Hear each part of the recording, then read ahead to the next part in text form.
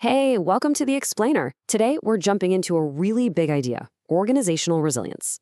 We hear that term all the time, but what does it actually mean to build a team that doesn't just get through a crisis, but actually comes out stronger because of it? Let's dive in. So think about this. It's a question that probably keeps a lot of leaders up at night. You've seen it, right? A sudden crisis hits, the market shifts, funding gets cut. One organization just fractures. Meanwhile, another one, facing the exact same pressure, somehow bends, learns, and emerges even better than before. So what's the difference? Well, it all comes down to how they're built. And that right there is where this idea of organizational resilience comes in. It's not just about being tough or, bouncing back. It's way more dynamic than that. It's about having the foresight to see the storm coming, the ability to navigate through it, and this is the most important part, using that whole experience to become fundamentally strong. All right, so to really get our heads around this, we're going to walk through a really clear framework. First, we'll define what real resilience looks like. Then we'll get into its core engine, the super important human factor, and the ethical compass that guides the whole thing. And we'll wrap it all up with a practical checklist that you can use for your own team. Okay, so knowing what it is, that's one thing, but how do you actually build it? Well, the good news is it's not some kind of abstract magic. It's really a set of intentional practices, and we can break them down into 5 key interconnected dimensions. And here they are, the 5 H's of resilience: high functioning, happy, healthy, harm-free, and humble.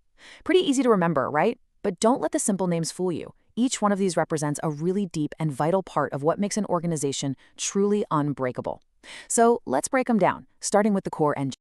All right, first up, the operational bedrock of resilience. This is all about being both effective when the pressure is on and being sustainable enough to last for the long haul. Let's see what that looks like.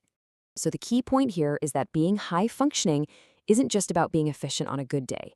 It's about mastering these 3 things. A resilient organization is always looking ahead, trying to anticipate change. They have the structure, but also the flexibility to cope with shocks in real time. And critically, they treat every single event as a chance to learn, adapt, and evolve. Now, what's so cool about this slide is how it turns that theory into actual practice. See, it's not enough to just say you work well under pressure. It means you are actively watching your environment. It means that when a crisis hits, everyone knows their role. And I love this part. It's about using both plans and improvisation. You need procedures, for sure, but you also need the freedom to bend the rules when you have to. Okay, let's move on to the other part of that core engine, being healthy. You can think of it like this. A resilient organization needs strong hardware, the tangible stuff like money, equipment, and policies. But all of that is pretty much useless without good software. The culture, the leadership, the relationships. The two have to be in balance. And this quote, wow, it just hits the nail on the head. This is the real difference between just surviving and actually thriving. If your organization's main coping mechanism is just to overwork everyone to the point of burnout, you're not resilient. You're just burning fuel you can't replace. True health is about sustainability. It's about designing systems and workloads that people can actually manage for the long term, not just in a constant state of emergency. And that idea of burnout leads us perfectly into our next dimension, which is all about the people. Because, let's face it, without a supported and connected team, even the best systems are going to fail eventually. This is the human factor. The big idea here is something called psychological safety. And look, this is not some fluffy, nice-to-have thing. It is a massive strategic advantage. When people feel safe enough to admit a mistake or to challenge an idea, your organization gets this incredibly powerful early warning system. Problems get spotted way sooner, and learning happens so much faster. And let's be super clear. Happy does not mean everyone is smiling 24/7. It means people feel respected and heard, even if they're the most junior person in the room. It means that when you raise a concern about a potential risk, you're not seen as being negative. You're seen as being responsible. It's an environment where leaders actually invite questions and challenges because they know it makes the entire team stronger. Okay, now we get to the final 2 dimensions, which I kind of think of as the organization's soul, really. This is what gives all that resilience a direction and a purpose. This is such a simple but profound question, right? Resilient for what? I mean, think about it. An organization can be incredibly resilient while pursuing really harmful goals. So resilience by itself isn't automatically a good thing. It needs an ethical compass to guide it. So being harm-free is what puts that resilience in the service of something good.